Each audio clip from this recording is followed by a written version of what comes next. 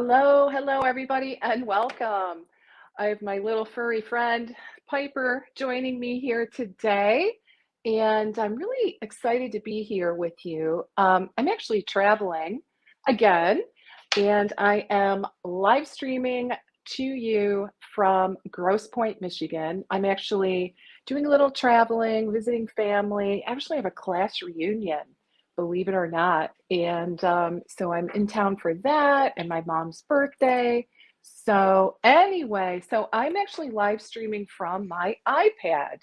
And my little friend here, Piper, is probably going to sit on my lap for the whole time because she's in a strange place, a little bit. She's a little nervous.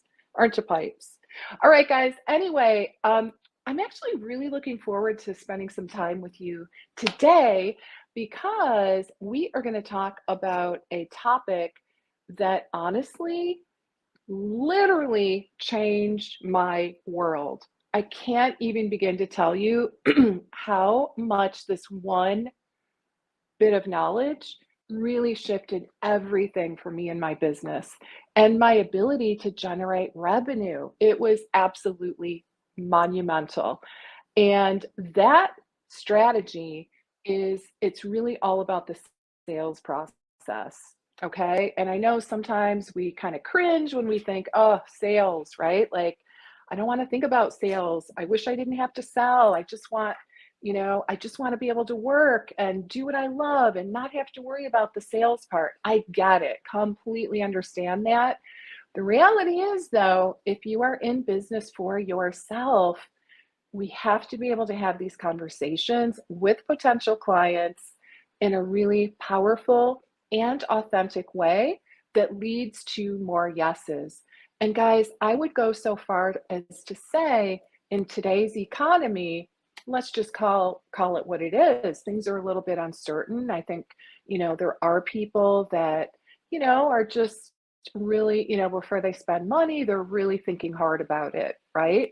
So you have to be able to seal the deal because, if you're getting fewer leads, you just have to be able to, have an amazing, emotionally based conversation with your potential client, right? So anyway, so we are going to dig into, honestly, this is one of my favorite topics. And what I'm going to do today is I'm going to walk you through 6 steps to more sales without selling your soul. All right. So I put that without soul in because I feel really good. I don't want it to feel slicky, slacky. It's got to feel authentic and comfortable. So I have a overview that I'm going to share. So first of all, there is a system and a strategy for your consultations that actually gets you more yeses. And that is what we're going to talk about. So, and again, it's especially important, I kind of frame this conversation as a way to recession-proof your business. So if you find yourself, kind of going, I don't have quite as many leads as I had coming in, you got to be able to close the leads that you get, right? And what we want to do is move these people into programs and packages, okay? Because we want to provide them with a service that really is going to deliver results. And let's just call it is really tough to do that in the one session at a time model, right? Okay, so we are going to be talking about that. I'm going to be sharing the 6 steps in a highly effective consultation. And that is, I would say that is really the overview. So I'm going to lead you through a 6-step process today that you can take with you anytime you have a conversation with someone about potentially working with you. All right. So let's go ahead and dive in. And also, for those of you that don't know me, my name is Lesli Bitel. I'm really happy to be here with you. I'm excited to share these 6 steps. As I mentioned earlier, these 6 steps were absolutely life-changing for me and my business. Okay. So before I learned this, and this is me coming from having an MBA, having, 13 years in corporate sales and marketing. When I had my private practice, it was a really big shift. Instead of selling a thing, right, in the corporate world, like a widget, um, it was a shift. I was suddenly having to sell myself, and I was having to, have these conversations with my potential clients who were struggling. They're really struggling with their health. They're human beings, right? And so, what made all the difference in the world for me, and I think it'll do the same for you, is when I learned to put these 6 steps into play. Suddenly, I went from honestly just kind of winging these conversations and fingers crossed, hoping for the best, to OMG, suddenly I'm able to, have these amazing conversations where I felt really, really good, regardless of whether or not the person said yes. Interestingly, most people did. I think my closure rate, was like close to 80% once I learned this. Um, but what's even more important is it felt good. So regardless of whether or not the person said yes, the really nice thing about it is that they got tons of value, right? Tons and tons of value, but I wasn't doing the work for free. So that's another thing I really want to be clear on, guys, is when you have these consultations, right? So like let's say someone reaches out to you, let's just say they find you online, they find your website, they look at your website, or maybe they find you on healthprofs.com. So they find you, they reach out to you, and you're going to end up having a conversation with them in most cases to, talk about their situation, really get a sense of whether or not they're a good fit for what you do.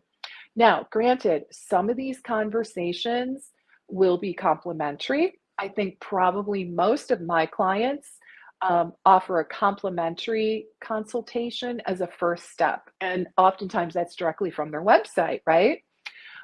Some of you may decide, you know what, I don't want to do complimentary consults. I want to instead charge for this. So it's fine, however you choose to do it. There's more than one way to approach this for sure. So, but the bottom line is, again, no matter how people find you, right? So I'd love to know how many of you are spending tons of time on Instagram, posting constantly, doing reels, like doing all the things, right? If that's you, give me a yes. Or better yet, tell me how you are going about getting leads. Okay, so what are you doing in your business right now to generate more leads? So just if you guys could comment, that would be super helpful for me, just so I get a better sense of, where you're at.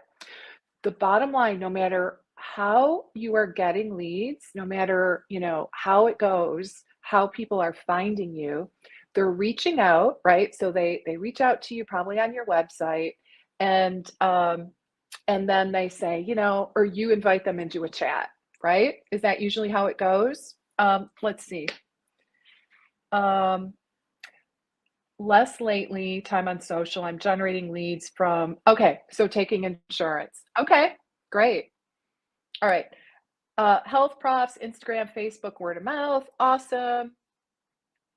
Social media, which your VA does, and your website and blog. Awesome. All right. So it looks like you are generating leads in a variety of different ways, right? And honestly, even if you are in the insurance model, because I've worked with lots and lots of practitioners in that particular model, I still think that now I realize you can't charge people up front for a package, right? I understand that, especially in the insurance model. But that being said, I think you still want to get the client on track for a longer term commitment, right? Because, they come to see you once or twice and then they tend to drop off. And we don't want that. We want them to get the results that they look for, that they desire, right? So, with all that being said, this 6 steps that I'm going to share with you, these are 6 steps that you take during a discovery call. to really be able to nail it, right? And it's, guys, I want to preface it by saying, many of us are clinicians at heart, and we come from a very, very, like we're out, we're looking at the labs, we're looking at things from a very clinical standpoint, which is great, but you're not really doing that on this call. Okay. This is not a deep dive into, like all the labs and what you would do. And like, we're not really doing that. I want you to take a step back and understand that our brains are wired. Hello, Piper. My little furry partner today. All right, so the way we make decisions, and it's so fascinating because this is shown to be 100% of the time, we make decisions based on emotion. Did you guys know that? I'm sure you've probably heard it. We make decisions based on our emotions primarily, especially when it comes to decision to change, right? Like basically in this conversation, you're really almost selling the idea of change, making positive health changes, right? It really needs to be more of an emotional type of conversation, right? Instead of really hardcore clinical, right? So I do want to preface this, what we're going to talk about today. Oh, great. Piper heard a horn honking. All right, Pipes. All right, so let's go ahead and jump in. Oh my, never a dull moment, right? All right, so I'm going to pull up my notes. Now, guys, the one thing I want to share with you, I want to make sure that you guys go and download. You see the link on your screen here, leslibitel.com/6-steps. Okay, leslibitel.com/6-steps. All right, and go ahead and download the infographic because I'm going to go through all of those steps with you. All right. So let me pull mine up. I would do a screen share, but I do not think I can do that. Hang on one second. Okay, I don't think I can do that on my iPad. So, all right. So we're going to just go ahead and go through it. All right. So let's jump in. All right. So again, the infographic that you're going to download that corresponds with the steps I'm going to talk about is called 6 Steps to More Sales. And I am going to cover the first step right now. All right. All right, Piper, what are you doing here? Let's see if you'll get down. All right. All right. So step number 1 is to adopt a winning mindset. All right, guys. So very important. So this particular step actually happens in part before you even get on your call, believe it or not.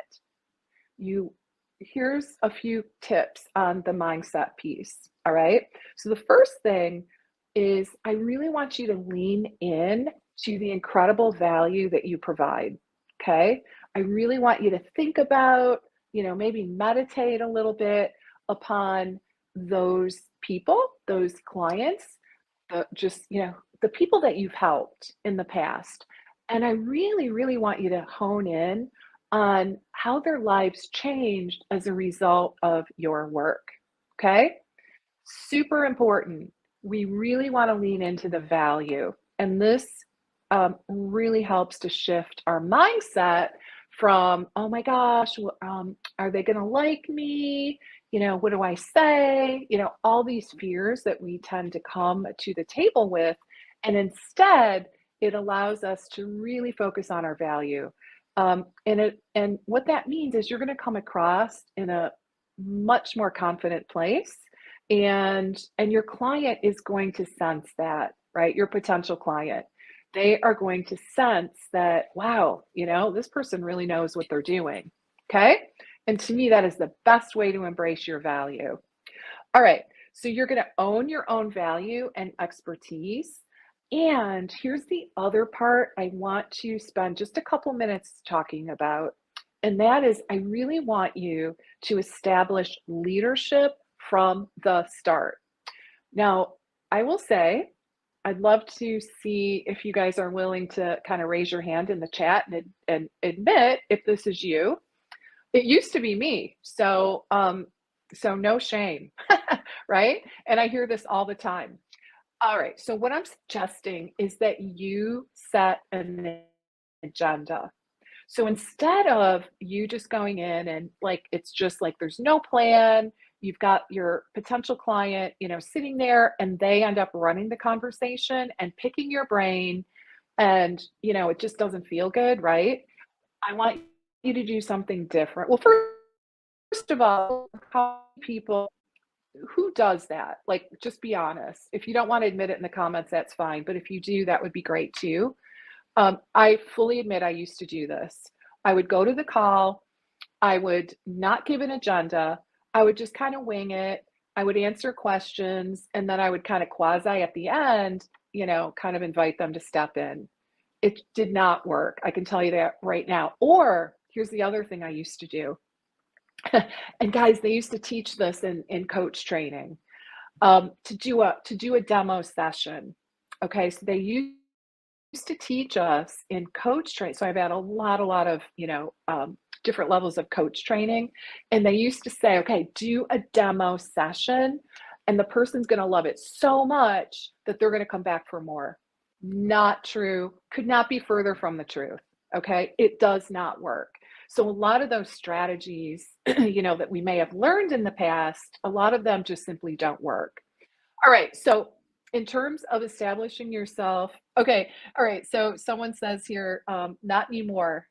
Since I met you, yay. Unfortunately, I can't see who you are. Facebook is very particular. So yeah, let me know who it is. Anyway, I love that. So, all right. So we are going to open this conversation. We're going to greet our potential client. We're going to try to help them to feel comfortable because interestingly, a lot of times people become very nervous, right? They don't know what to expect. So we're going to set their minds at ease by giving them an agenda. We're going to just let them know what to expect. I like to say, here's how I like to run these sessions, and then I check in. How's that sound? Is that what you were hoping for? Is there anything else, on your wish list that you would like to talk about? And honestly, I don't think I've ever had someone say, no, that's not what I wanted, right? They go, oh, that sounds great. That sounds amazing, right? So give them an agenda. And another reason why this is so critical is if you give them an agenda up front, when, not if, but when they start veering off into all kinds of different tangents and, really going like over the top and telling you their entire life story, right? That happens. You can gently rein them back in, right? Because you've set the agenda. All right. So I really want to be clear about that. Oh, hey, Dorothy. How are you? Dorothy Dawn. Love it, love it, love it. I'm in Michigan, Dorothy. I am in the Detroit area in Grosse Pointe right now. So Dorothy Dawn, Dorothy Dawn is also a Michigander. So I'm here, as I said earlier in my when I first went live. I'm actually here. I'm going to go to a class reunion on Saturday. Don't ask me how many years. Do not. A lot. Many years. Okay. All right, guys. So is everyone clear on the first step? Right? So the first step in this process, some of it happens before you get on the call, some of it happens during the call, but it's really your mindset and leaning into your confidence, your worth, getting really clear on the life-changing value you provide to your clients, and setting the tone right up front that you're the leader here, right? And just not letting that potential client kind of bulldoze you over with, all these questions, right? You really want to come from a place of, hey, I'm a busy practitioner. I do these calls regularly. This is how I like to run things. Okay. All right. So, All right, let's see. Okay. Yeah, jealous. Okay. Yeah, it's beautiful here. I agree about taking charge. You helped me with that a lot. I like how you have the person call you, which makes you the person in charge right away. They're obeying you. Yeah. Oh, thanks, Dorothy, for mentioning that. That's another tip. So I'm sharing a few little extra special tips that are not on your PDF, guys. And Dorothy, I'm really glad that you brought that up. So, how many, I'd be curious about this. How many, could you just let me know in the comments, phone or video? Are you doing your enrollment calls on the phone or are you doing them on video? Are you meeting on video as an example? I'd be really curious about that. So if you're on the phone, then for sure that call, they call you. And they also call you for the follow-up call, right? So at the end, you're not going to say, "Hey, so let me know what you decide." To think about it. You're not going to say, "Okay, so just send me an email or a text and let me know what you decide." Do not that mistake. It's a huge mistake. Instead, at the end, you're going to say, again, this is me. They want to, assuming they're not sure yet, you are going to tomorrow time to call to see you not okay. So, you guys,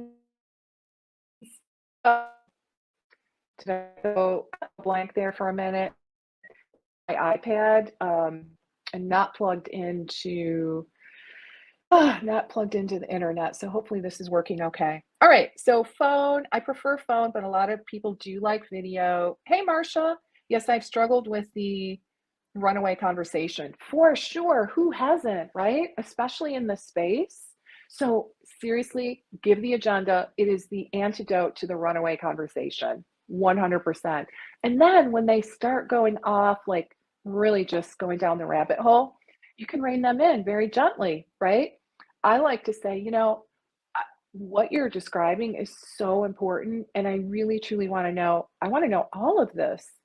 That being said, for the sake of our conversation today, because we just have this limited time, I really am going to suggest that we kind of put that in a bucket and we'll cover that, assuming we decide to move forward and work together. For right now, let's focus over here, right? So the person feels validated, they feel heard, and they don't feel like, oh my gosh, another person that's not going to listen to me, but you're just gently refocusing. So great. Awesome. Okay, guys, just a reminder, get your download, lesliebitel.com/6-steps, because I'm going through those exact steps on that infographic. All right, guys? All right, so step one, adopt a winning mindset. So we spent a fair amount of time talking about that. I really think it's important because it sets the tone for the whole conversation, right? And I'll just say one more thing. Your people, your potential clients, they want a leader, right? Because they're confused, they're stuck, they're really struggling, and they're sick of it. That is why they're talking to you. So do not hesitate to step into that role. That is truly what they want, right? They want you to be the leader. And from moving forward, that's what you're going to do, right? Thumbs up if that's a yes. Give them an agenda and really come into that conversation with confidence. All right, so now we're going to move to step two. I always like to say, if you can nail step two, you are probably at least 50% there. Okay. This is another one that I find can be challenging, especially, honestly, especially those of us that just are really super clinical. Okay. Nothing wrong with being clinical, but what I'm asking you to do here is maybe just kind of try to tap into your own emotional brain for this part of the conversation, okay? Because we want to give that person some space to talk about their pain, all right? We want to give them, now, I'm not suggesting we give them an hour to talk about everything that's wrong in their lives. Not at all, okay? Don't want that. That's not going to help anyone. So it's very focused on the problem that you can help solve. The caveat, though, is you're going to go deeper than well, I just want to lose weight, or, I've got IBS, right? That is not deep enough. That's very, surface level. Remember, we're tapping into emotions here. So the way you go about going a little bit deeper is to ask really compelling questions around the pain. Things like, tell me more about that. How does it make you feel, right? How does that make you feel carrying around this extra 20 pounds and really just, you know, struggling with this confusion and, just clearly you said you've tried everything and nothing is working. Gosh, how does it make you feel inside? Okay. You're tapping into the emotions by asking questions like that. Again, it does not have to take a super long time, but you do want to explore, I would say, 1 to 2 levels deeper than just the surface answer of, whatever their chief complaint is, right? So it's really the pain point part is about how that pain or struggle or diagnosis, how is that getting in your way from living the life you want to live? Tell me more about that. Okay. This is going to help people to really get clear on their big why. What's at stake if they don't change? And I think that's why I love this process so much because I believe that in order to really get sustainable behavior change, because the stuff you guys do is tough, right? It is difficult. You're asking people to make a lot of significant change in their lives, and it's really not easy. So, to get a potential client on board and excited, they really need to know what's at stake, right? It's their big why. So when going gets tough and the change becomes difficult to sustain later, they're going to be able to draw upon this conversation and go, oh, yeah, that's why. That's why I need to change. It's really, really powerful. So I almost look at this conversation as kind of like preliminary, it's a preliminary kind of coaching conversation prior to digging in and doing the nitty gritty. All right, that's just how I look at it. And the beauty is it moves them closer to along that spectrum of readiness to change. Okay, really super cool. All right, so is everyone clear on that? On the idea that, you are going to really, really get more in depth in terms of the emotions. Oh, look at Oh my goodness. Okay. Hey, Marissa, how are you? Okay. Oh, okay. So yeah, is such a good question. So Marissa asks, how do you deal with, if they start to cry? So it does happen because there are a lot of pent-up emotions, right? So, all right, I would give them a little bit of space, right? I would not shy away from them kind of spilling their emotions because really it's kind of a good sign, even though it may make us feel uncomfortable. Um, in my process, as you may remember, because we've worked together, after we give them a little space to talk about their pain and struggle, what I like to do is I like to give them one tip. Okay. My favorite way is to give them a tip in the form of a client success story. And what that tends to do is it kind of moves their focus, it kind of shifts things a little bit to, okay, there's hope, right?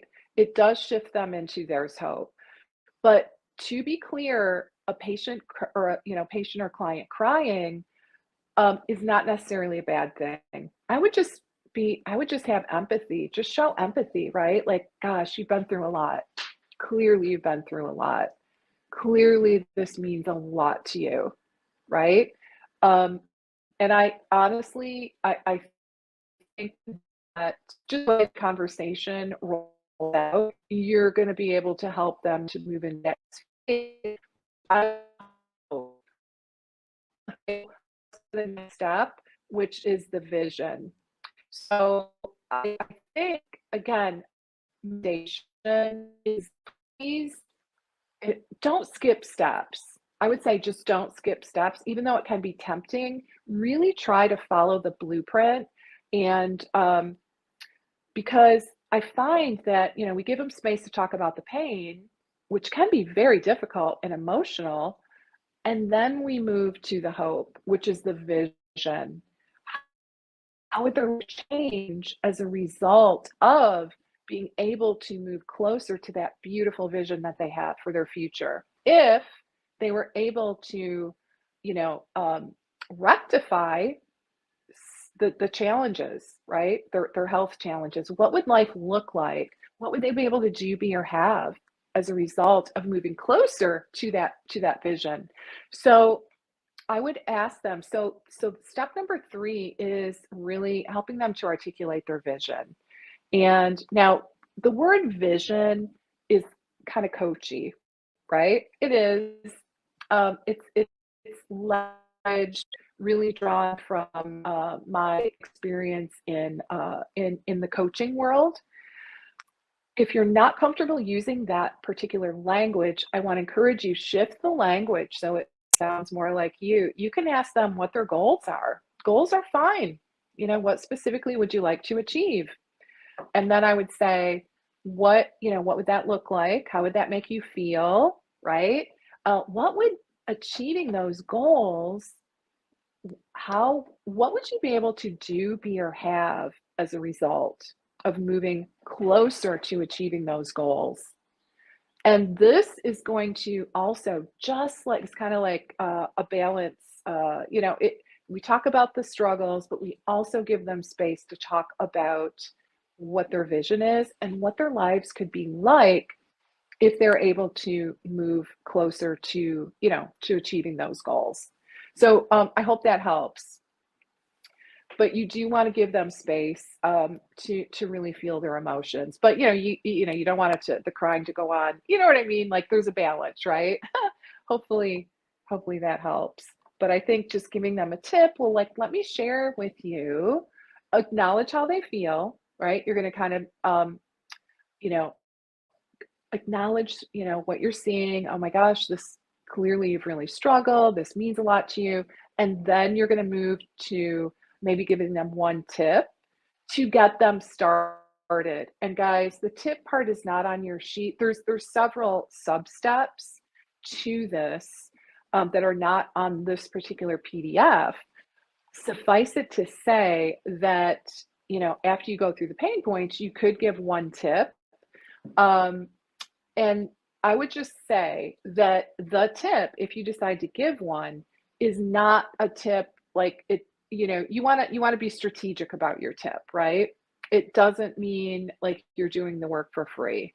It's just, it could be something that they could implement in order to get themselves moving forward. All right. So again, step number 3 is to create the vision. And you are going to go deeper than just surface level. You're going to, just like you did with the pain points, you're helping them to connect with the emotion around what life could be like if they were actually able to move towards achieving that vision or those goals. All right, so the next step, which is step number 4, is to boldly present the offer. And I would just say, there's a lot of nuances to presenting your offer, but basically, at this point in the conversation, I feel like you know pretty well if they're a good fit. You definitely know if they're committed, right? And and the other thing is, I would really only invite people into working with you if you really think they're a good fit. Like, I don't think, I mean, sometimes people are just not a good fit, right? And so you might have like a backup or something else that you can offer them. In a perfect world, with no such thing, right? But in a perfect world, you actually would, have some mechanism in place to screen people. Okay, so to screen out potential, maybe people that perhaps aren't a great fit for whatever it is you do. Okay, so I do want to mention that because ultimately, we want to be investing our time, especially in this type of conversation with potential clients that, at least we think are a good fit. Show of hands, how many of you have like some kind of a screening device before you get on the phone with potential clients? Just let me know in the chat because I do think this is super important. And there's all kinds of different ways that you can approach it, but I do really want to encourage you to, get some information. I'm not suggesting you need a full medical history. Okay? It's not the kind of screening device I'm looking for where you're attempting to assess where they are. Are they their commitment, right? Commitment or energy. Okay, so let's see. Okay, so a comment here is I'm in. I almost like everyone. Okay, even problem people, LOL. Yeah, I get it. And yeah, I would just say, how is that serving you, right? How is it working? If it's working great, I'm not one to say, oh, well, let's fix things that aren't broken. But just based on your message, the sense I get is that it's probably not working that great, right? So I would encourage you. So, I know this is super hard, especially in this day and age, right? But I encourage you to be almost a little pickier about who you put into like your flagship program, because at the end of the day, you want people that are going to get results. You really, really do. People that are going to, and so, yeah, I got it. If you're enough clients, yeah, okay, I don't have enough clients, so I want to help anyone that wants to work with me. Okay, got it. So I suppose it depends on, I mean, I get it. I guess there's not a whole lot I can do. Would just be reason of want to invite people into your flagship program, really in a perfect world, and you really encourage it. And the maybe before you will present your offer. Oh, let's say you're on the phone and you really depends like, oh, I don't know if this person, instead of getting them into, program or package, what you could do is maybe give them a little homework of some sort and say, here's my sense, just kind of give them an overview, and I've actually done this before, guys, in rehab. I say, I'm just not sure. Okay, so I work with practitioners for starting a, or those that want to grow a practice. And so I do remember a couple of occasions where, the person was really not sure that they wanted to start a practice. Like, I don't want to I don't want to take just someone's money. Right? That's the honest truth. If you're not sure. So I do remember one time I just said, here's what I sense. I'm sensing some ambivalence. So what I recommend is I can't remember what I suggested. It might have been as simple as, how about if we take a week or just kind of reflect on our conversation thus far? How about we reconnect next week? I want to give you a little space to really think about our conversation. Don't decide if indeed you want to move forward with even starting a practice. Okay. So that's just an example of potentially what you could do. But again, do what you think is best, obviously. Oops. Okay. All right. All right. So keep going. Let's see, try to remove. All right. All right, guys. So boldly present your offer is the next step. Okay. Boldly offer. You is the most important thing, and really the thing that almost everybody, most people, and I really, really want you to kind of understand. You're thinking, okay, in the program. So the thing I want to share is like forever. The feelings step, right? I would say, yeah, give me yes if you're uh, oh, yeah, sure that you get to this. So what I recommend is instead of you rolling, just feeling like, okay, I got to get to the offer next. What I would do is kind of slow down.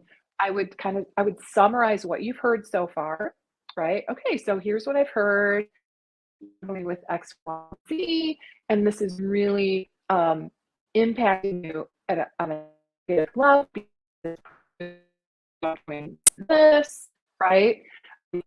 Yeah, you're doing this, and achieving that vision or moving closer would be great. Would help you. Just a quick summary. This helps them to feel heard, understood.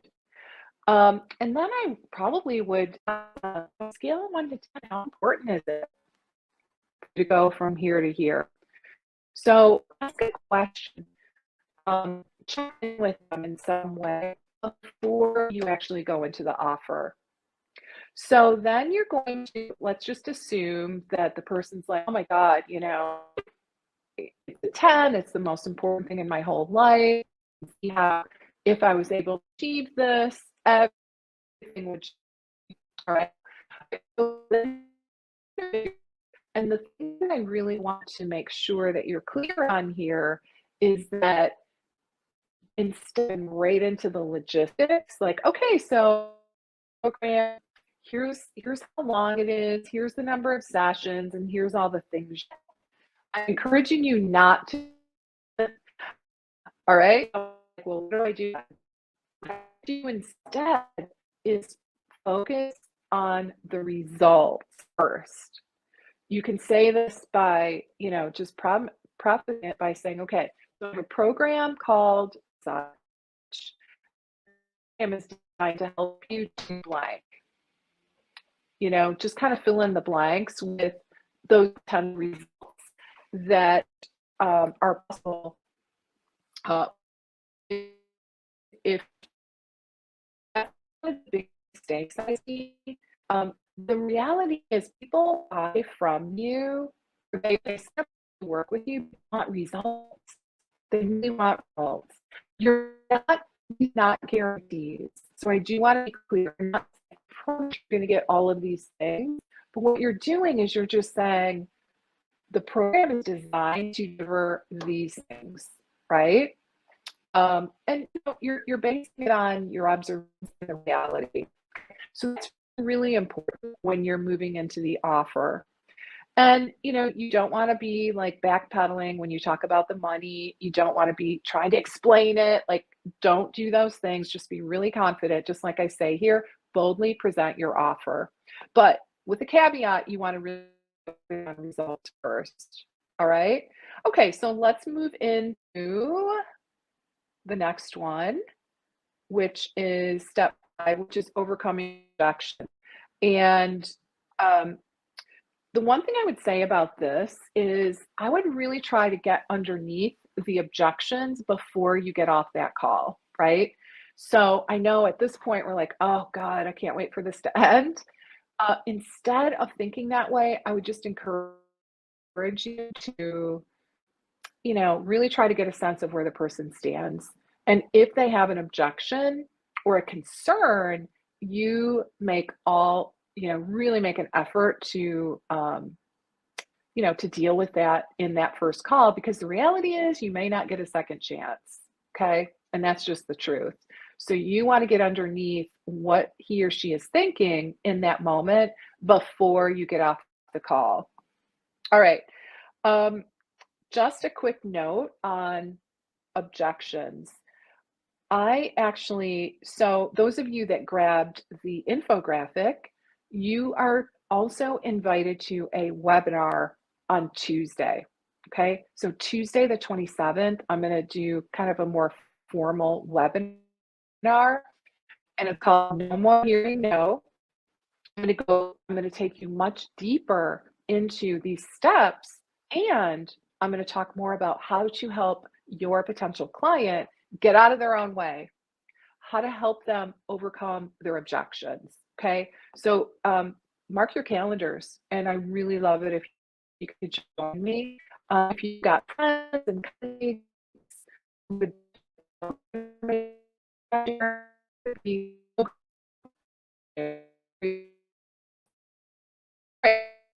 objections. Get out of the way. They won't. They wouldn't be on the call if they didn't. Your job is to not, like, if they say, oh my gosh, it's more than I thought it was going to be, or to ask my spouse, or whatever it is, your job is to approach it from curiosity. I would say that's my best advice. Tell me more about that, and just really help them to get out of their own way. Most of the time, do is, okay, sounds good. Let me know, right? And just encourage you to do that, because almost always that is not going to end well. All right. Okay. Now, the last step is integrate strategies. And really what this is once you say yes, you want to, you don't want to dawdle, is the bottom line. The reason is a thing called buyer's remorse. Okay? And it's real. And really what it's about, it's not, if this ever happens to you, it really is not about you. It's about your client, right? Them kind of freaking out and just themselves out and second guessing their decision. Okay. So, do that, get them started right away, get them started. Okay.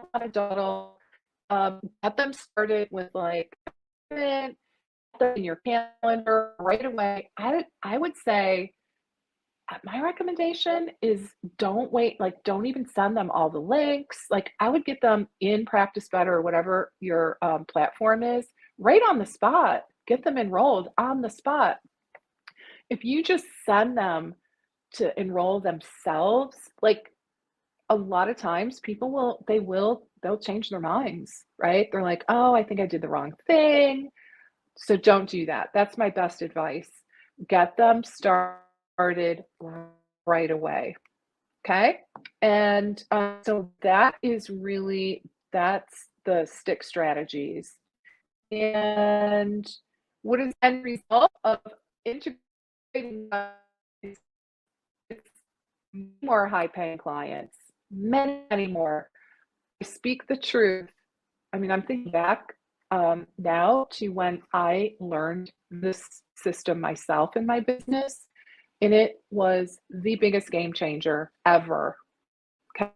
So you can do all the marketing in the world, all the stuff, but if you cannot seal the deal, you do not have viable business, right?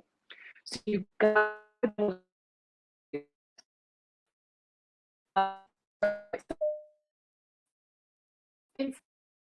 sorry if my video is in and out.